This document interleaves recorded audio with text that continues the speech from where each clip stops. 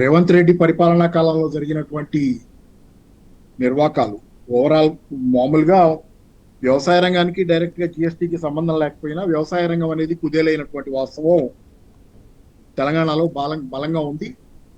అది ఆటోమేటిక్ గా ఏంటంటే మనకి డైరెక్ట్ ట్యాక్సెస్ రూపంలో వ్యవసాయం నుంచి రాకపోయినా జిఎస్టి రూపంలో మనకి వ్యవసాయదారులు పెట్టే ఖర్చుల మీద వచ్చే డబ్బు జిఎస్టి రూపంలో వస్తుంది. కాబట్టి ఆ మేరకు తెలంగాణలో చాలా మేరకు ప్రభుత్వం ఆదాయాన్ని కోల్పోతున్నటువంటి పరిస్థితి. వ్యవసాయ రంగంలో ఈరోజు గ్రామీణ ప్రాంతాల్లో తీవ్రమైనటువంటి నిరాశ నిస్పృహలు, ఏమాత్రం పరిస్థితి బాగాలేనటువంటి వాస్తవం ఉంది. రెండోది ఏంటంటే తెలంగాణ నగర ప్రాంతాలు, ముఖ్యంగా హైదరాబాద్ లాంటి నగరాల్లో రియల్ ఎస్టేట్ పతనం అనేది ఇక్కడ చాలా వరకు ఈరోజు ప్రజలు చాలా తీవ్రంగా ఇబ్బందులు పడుతున్నటువంటి పరిస్థితి. వాళ్ళ ఆదాయాలు కూడా దారుణంగా పడిపోయినటువంటి పరిస్థితి ఉంది. రేపు పొద్దున మనకి ఎందుకు జూబ్లీ హిల్స్ ఎన్నికలు వచ్చినప్పుడు ఖచ్చితంగా కనపడబోయే వాస్తవం ఇది. జూబ్లీ హిల్స్ ఎన్నికల్లో ప్రజలు చాచిపెట్టి చెంపదెబ్బలు కొట్టేది. ఎన్నో రకాల ఇంజనీరింగ్లు చేయాలని చూస్తారు. కుల మతాల కాంబినేషన్లు, లేకపోతే ఇంకోటి రకరకాలుగా ప్రయత్నాలు చేస్తారు ఖచ్చితంగా. ఎందుకంటే ప్రతి పార్టీ దీన్ని ఛాలెంజ్ గానే తీసుకుంటుంది. తెలంగాణకి ఇది లాంచింగ్ ప్యాడ్ అన్నట్లు వీళ్ళు చేసుకుంటున్నారు. కానీ ఖచ్చితంగా జూబ్లీ హిల్స్ ప్రజలు దీనికి ఖచ్చితంగా గుణపాఠం చెప్పి తీరుతారు.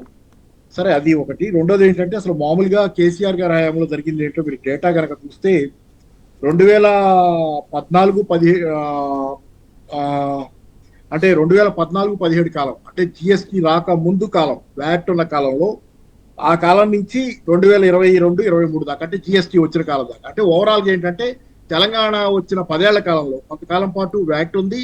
ఆ తర్వాత 2017 జూలై 1 నుంచి జిఎస్టి వచ్చింది. ఈ కాలం మొత్తం మీద తెలంగాణ ప్రభుత్వం తాలూకు ట్యాక్స్ రెవెన్యూ 29,288 కోట్ల రూపాయల నుంచి 1,06,949 కోట్ల రూపాయలకు పెరిగింది. అంటే సుమారుగా 3-4 రెట్లు తెలంగాణ ప్రభుత్వ ఆదాయం తెలంగాణ వచ్చిన తర్వాత 2022-23 కాలం దాకా చూస్తే అట్లా పెరిగింది. అయితే ఇక్కడ మీరు గమనించాల్సింది ఏంటంటే ఇది యావరేజ్ గ్రోత్ రేట్ ఎంత, సంవత్సరానికి యావరేజ్ గ్రోత్ రేటు అది వ్యాట్ రూపంలో ఉండివ్వండి, తర్వాత జిఎస్టీ రానివ్వండి, యావరేజ్ గ్రోత్ రేట్ తెలంగాణలో దీని మీద 18.3% తెలంగాణ దేశంలో రికార్డు స్థాయిలో 18.3% ఓవరాల్ గా ట్యాక్స్ ఆదాయం గ్రోత్ రేట్ ఉంది. ఇది 2014 కాలంలో ఇది దేశం యావరేజ్ కంటే, సగటు కంటే కూడా ఎక్కువ. ఈరోజు దేశంలో లోయెస్ట్ లెవెల్ కి రేవంత్ రెడ్డి అధికారంలోకి వచ్చిన తర్వాత ఇవాళ -5% పడిపోవటం.